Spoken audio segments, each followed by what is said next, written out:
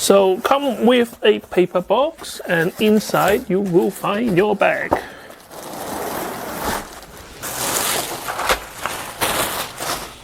So this is how it's completely opened up.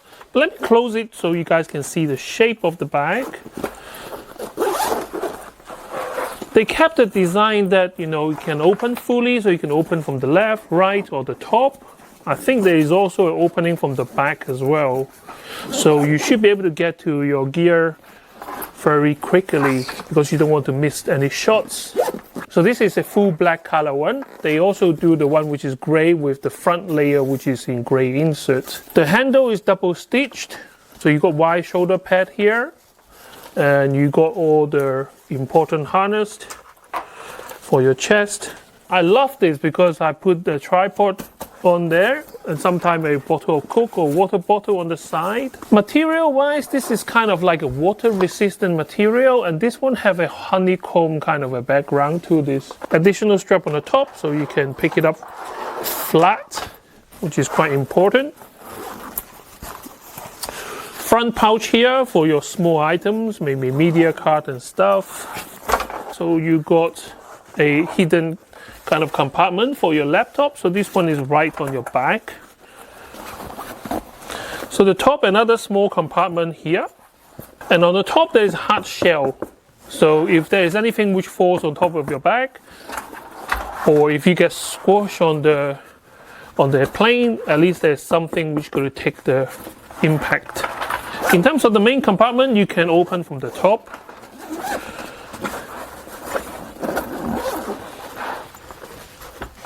And that gives you access to the inside of your case. So inside here, you have those velvet kind of a material for you to use Velcro to stick compartments onto. Got more pocket lining on the inside. A net kind of a lining so you can see what you have behind there. So this is very good for like cable, small items again. So there's plenty of storage space all over. One of the problems with a lot of pockets is that sometimes I forget where I put the stuff. High density filter, color gel, you know, things, that small things, you always try to look for them and you don't know where they are. They're usually hidden in the pocket. Now the side here is padded, and so is the bottom layer.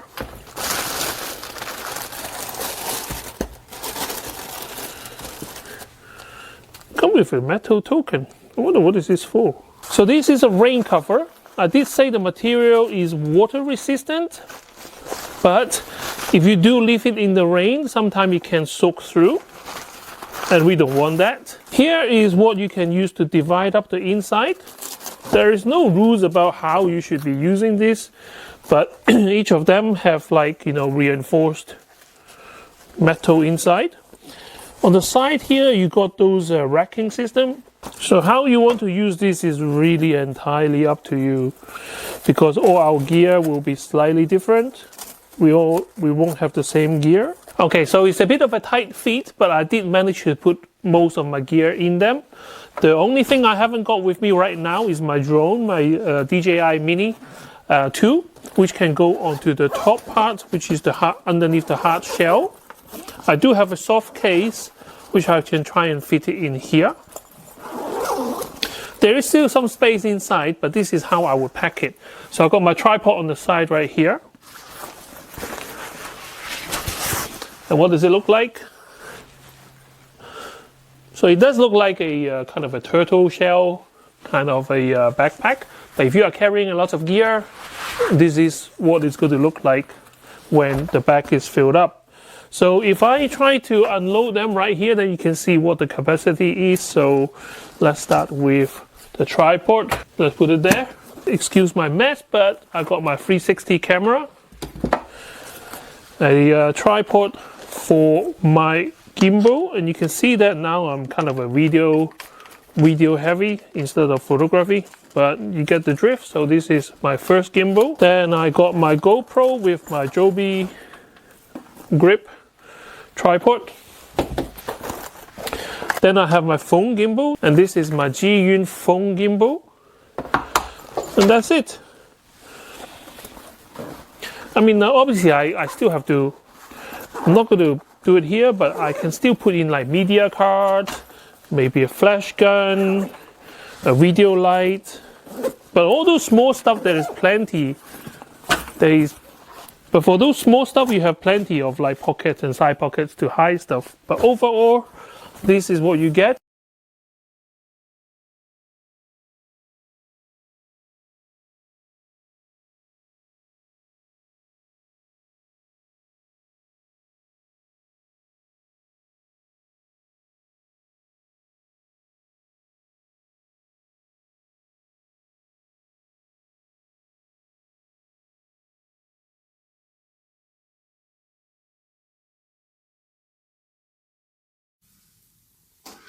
Bon, le sac comporte déjà un premier inconvénient, si on peut dire, c'est qu'il s'ouvre par derrière.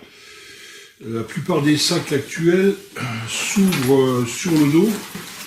Pour la bonne et simple raison, c'est que, évidemment, quand vous allez dans la foule, il y a des petits malins qui peuvent ouvrir les fermetures éclairs dans votre dos si vous êtes dans la foule. Bon, on va considérer que c'est un sac de reportage.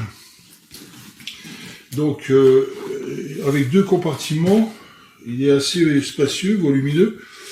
Alors, on reprend du matériel professionnel, évidemment. Donc, vous pouvez le voir ici, bon, un réflexe avec un 1635, un 2405, et ouvert à F4, un 2.8, c'est beaucoup plus gros, là, et un 70-200 ouvert à 2.8. 70-200 ouvert à 2.8. Bon, là, il y a du matériel macro qu'on pourra mettre éventuellement dans la petite pochette qui est devant. Donc, comme vous pouvez le voir, déjà là, quand on met un réflexe, il y a de la place perdue sur les côtés, là. Place perdue sur les côtés. Peut-être améliorer en faisant comme ça, je sais pas. Bon, ça rentre tout juste hein, à 28, à 16-35 de 8, vous voyez. Alors bon, vous mettez le pare-soleil, ça bon, ça touche le fond, quoi.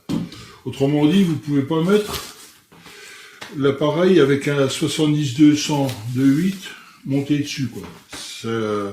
Si vous mettez le 70-200 monté dessus, eh ben, vous voyez vous-même, vous pouvez pas fermer le sac, ça ne tiendra pas. Et pourtant, ça serait bien pratique, parce que le 70-200, vous voyez, vous pourrez pas fermer le sac. C'est bien dommage. C'est un objectif extrêmement courant, hein, le 70-200 de 8. Donc on peut se dire qu'on va le mettre éventuellement comme ça. Ben non, parce que là, finalement, là, il est trop gros, quoi. Il est trop haut, et vous ne pourrez pas fermer non plus. Donc, exit le 70-200 de 8, à moins que de le mettre éventuellement dans la pochette du bas, ce qui est complètement peu pratique, puisque c'est un objectif, vous posez le sac et vous sortez l'appareil avec l'objectif monté, quoi. Donc si vous êtes en reportage, par exemple dans un meeting aérien, une chose comme ça, bah, vous l'avez bien pris, quoi. Donc un 2405, ça rentre là-dedans. Alors je sais pas comment faire avec le 70-200, vous voyez, il manque quelques centimètres là. À vouloir faire à deux compartiments, bah je pense qu'ils ont fait une erreur stratégique. Il aurait fallu penser pour pouvoir mettre un. Alors je vous parle même pas d'un 150-600, un truc comme ça, quoi.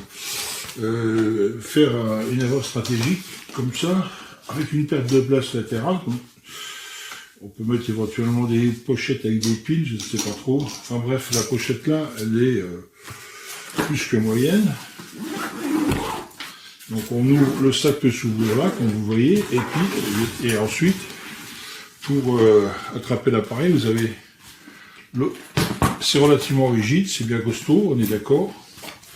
Certainement étanche. Et vous pourrez attraper votre appareil photo ici, quoi. Voilà. Donc voilà. Deuxième pochette. Donc il se trouve pareil, accessible Alors que vous vous en rendez pas compte, la pochette avec quand même des rabats pour protéger les fermetures éclairs de la pluie, des embruns. Un deuxième sac à l'intérieur, dans lequel, bah écoutez, vous mettrez éventuellement votre téléobjectif ou alors autre chose.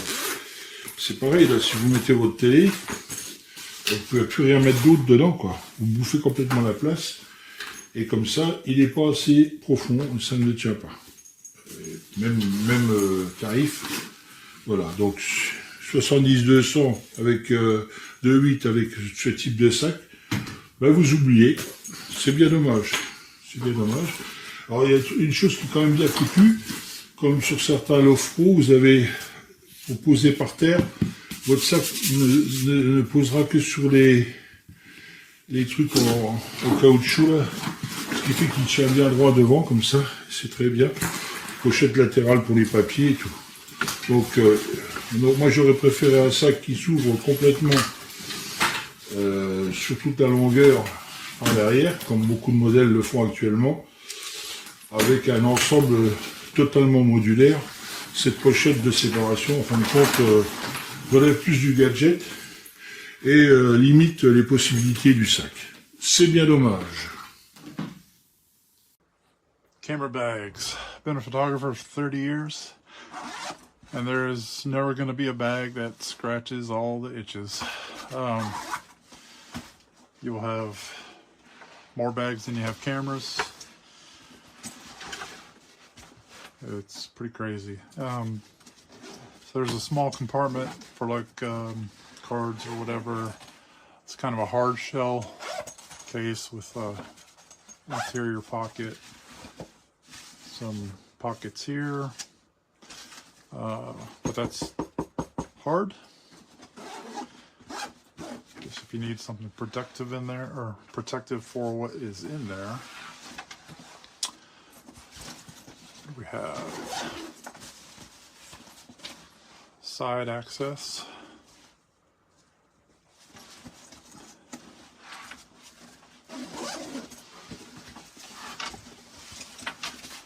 Same on this side.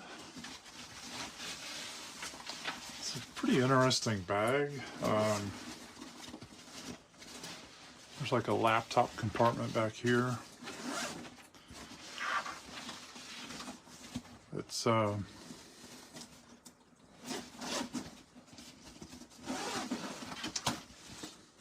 just kind of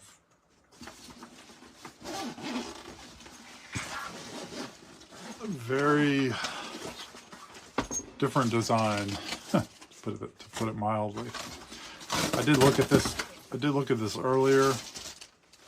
I don't know why companies include these rain covers. I've never in enough rain to warrant a rain cover. But these have this weird system where a lot of the bag structure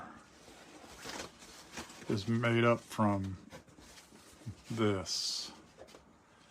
So I don't know, frankly, how long that's gonna hold up, but it does give the bag some definition versus without them, and they're just kind of flopping all over the place. It's one of the more unique designs I've seen. I'll probably put my little LED lighting in here. But in terms of cameras, I don't know if I could arrange this properly, unless I just didn't have that much stuff. And you kind of see it could be a little difficult to work with to get set up to your needs. And honestly, I just don't know.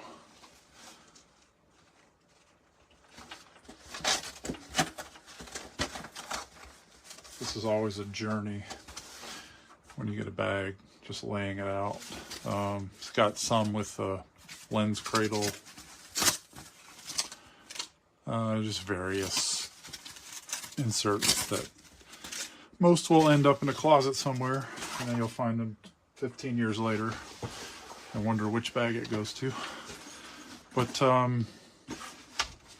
it's got a heavy rubber bottom, and I guess the rain thing can go in here. It's got tripod loops, or loops for tripods, or something like that. It's got a lot of stuff on it for a little bag, and that's my primary impression, that it's kind of a small bag, but it'll do the job for today's more compact equipment. I don't know, I'm just a little confused on this design, but I'm sure it will be useful.